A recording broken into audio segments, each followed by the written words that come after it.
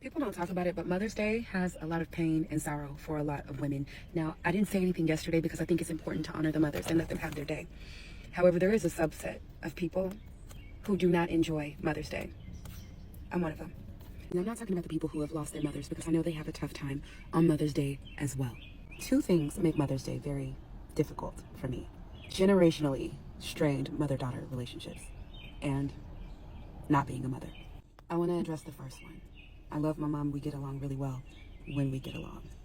But I can see in my bloodline how mother-daughter relationships have been tough. It feels like it's up to me to stop that before having children, before healing that wound. Probably wouldn't be a good idea. And in full transparency, although my mom and I are in a great space right now, there have been many Mother's Days when we weren't. So it's left a really bad taste in my mouth as Mother's Day approaches every year. There are several factors that have led to me not being a mother as it stands. So it was a choice to wait. And then I got breast cancer and I chemoed up my ovaries. Well, one was taken out, but that is a different story for another time. But the day does leave the childless mothers who want to be mothers in this state of thinking about your choices and when you could have made a different choice and if things would have been different.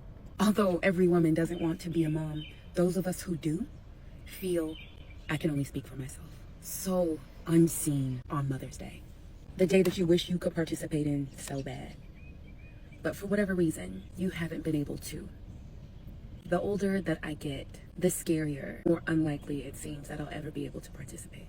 This year was probably the hardest. I mean, aside from my mom, my stepmoms, and my best friends that I talk to every single day, I virtually said Happy Mother's Day to no one.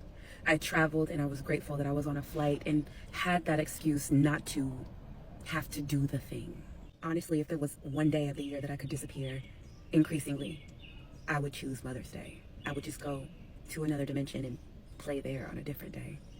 I have a friend who has been so adamant about encouraging me and another friend of ours on Mother's Day every year. I didn't even text her until today. I woke up today feeling like, damn. She's always like the future mom advocate. I just didn't have it this year. And to make matters even worse, like, in my family, I'm the only one that's not a mother.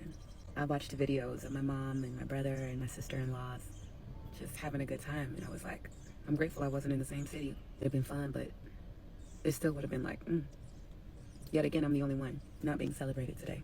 And it's not about the celebration. It's about wanting to be able to be celebrated. Not that I don't want them to be able to be celebrated. It's a really interesting space to be in. At the end of the day, what I'm saying is that the title mother is so important. It's so important. It's just interesting to be left out of a space that you really want to be in. I hope people continue to honor and celebrate mothers, and maybe one day I will understand and feel that celebration too. I just think that I made this video so that you could understand that there are some people who may not want to participate and might not want to say why. But Mother's Day is painful for them, not exciting.